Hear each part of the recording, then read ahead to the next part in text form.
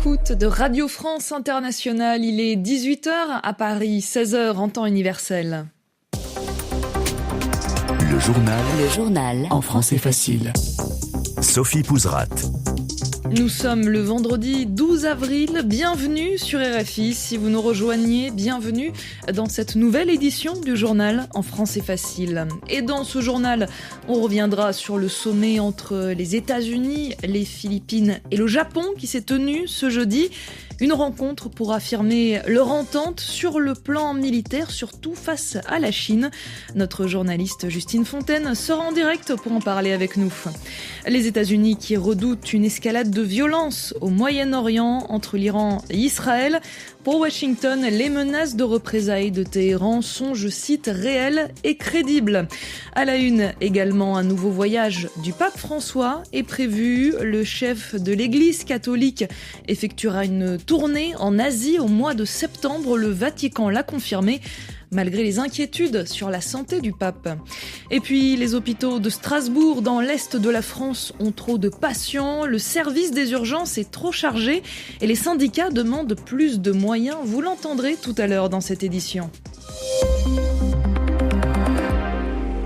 Un sommet inédit s'est tenu à Washington ce jeudi. Pour la première fois, les dirigeants américains, japonais et philippins se sont réunis pour une rencontre officielle. Joe Biden, Fumio Kishida et Ferdinand Marcos Jr. ont réaffirmé leur partenariat militaire face à la Chine. Une rencontre qui arrive après une série d'incidents en mer de Chine méridionale. Les États-Unis et le Japon en ont aussi profité pour annoncer une série d'investissements aux Philippines. Justine Fontaine. Oui, Washington et Tokyo vont investir, vont financer en partie un grand projet d'infrastructure pour mieux connecter, mieux relier Manille, la capitale des Philippines, avec 3 autres villes, 3 grands pôles économiques du pays. On parle d'investissements dans le transport ferroviaire, par le train donc, et d'investissements pour moderniser des ports qui existent déjà. Autre annonce, une entreprise américaine va développer aux Philippines de petits réacteurs nucléaires. Enfin, Washington va investir dans la construction d'une usine de raffinage de nickel, c'est-à-dire une usine qui va transformer du minerai brut pour qu'il puisse être utilisé ensuite dans l'industrie. Les Philippines sont le 2e producteur mondial de ce métal qui sert à fabriquer de l'acier inoxydable et de plus en plus des batteries électriques. Alors, l'objectif de ces annonces, Justine, c'est de montrer le rapprochement des Philippines avec les États-Unis et le Japon. Oui, Manille renforce depuis quelque temps ses relations militaires et commerciales avec ces 2 pays alliés que vous avez cités. Il est vrai que la Chine reste le premier partenaire commercial des Philippines, mais les tensions dont vous parliez en mer de Chine méridionale ont tendance à peser sur les échanges avec Pékin, à affecter les relations commerciales. Merci beaucoup, Justine Fontaine. Et pendant ce sommet, les États-Unis ont aussi formulé des avertissements à propos des événements qui ont eu lieu en mer de Chine méridionale et la Chine a réagi. Pékin assure que ces actions sont, je cite, légitimes, légales et irréprochables. Les États-Unis ont aussi réagi aux tensions qui montent d'un cran au Moyen-Orient. Washington, comme l'ensemble de la communauté internationale, redoute une escalade militaire dans la région depuis la frappe israélienne sur le consulat d'Iran à Damas en Syrie. Il faut dire que Téhéran promet des représailles et pour les États-Unis, ces menaces sont, je cite, réelles et crédibles. De son côté, le ministre israélien de la Défense, Yoav Gallant, affirme que les États-Unis et Israël se tiennent côte à côte face à ces menaces. Et face à ce contexte, la France, de son côté, recommande aux citoyens français de s'abstenir impérativement de voyager en Iran, au Liban, en Israël et dans les territoires palestiniens. En parallèle, Israël continue de lancer des raids meurtriers sur Gaza. Ce vendredi, le bilan est monté à 33 634 morts au total depuis le 7 octobre dans l'enclave palestinienne, selon le ministère de la Santé du Hamas. Le pape François repart en voyage. Le Vatican l'a annoncé ce vendredi. Le chef de l'Église catholique partira en Indonésie, en Papouasie-Nouvelle-Guinée, au Timor oriental et à Singapour du 2 au 13 septembre prochain. Un périple de 30 000 kilomètres confirmé malgré la santé fragile de François. Les précisions de notre correspondant Éric Sénanque. Après la Corée du Sud, les Philippines ou encore le Japon, le pape François va donc ajouter une nouvelle tournée en Asie à la liste de ses voyages apostoliques. Des pays très différents où les communautés catholiques sont diverses, parfois ultra-minoritaires comme en Indonésie où ils sont moins de 3%. Un voyage dont les thématiques fortes devraient être le dialogue interreligieux, la réconciliation comme au Timor oriental ou encore l'écologie en Papouasie-Nouvelle-Guinée.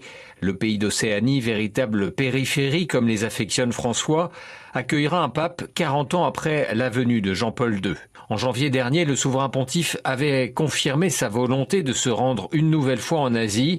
Certaines de ces étapes, comme l'Indonésie, étaient à l'agenda en 2020, mais avaient été annulées en raison de la pandémie de Covid-19. Ce voyage de 11 jours et 4 pays-étapes sera le plus long du pontificat du pape argentin. Un véritable tour de force pour le souverain pontife de 87 ans après ses nombreux pépins de santé de ces derniers mois. En décembre dernier, François avait dû annuler à la dernière minute un déplacement à Dubaï à l'occasion de la conférence de l'ONU sur le climat. Éric Sénanque, Rome, RFI. Dans l'actualité également, une première étape est franchie au Parlement de Pologne pour le droit à l'avortement. Pour l'instant, l'avortement n'est pas autorisé dans le pays, sauf en cas de viol ou d'inceste, ou encore si la vie de la mère est menacée.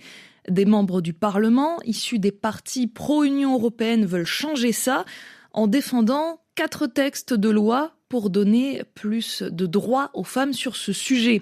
L'opposition voulait les rejeter, mais les parlementaires n'ont pas suivi et ces textes seront bien examinés au Parlement. Pour les organisations féministes du pays, c'est un moment historique car c'est la première fois qu'un projet arrive à cette étape depuis 1996 en Pologne.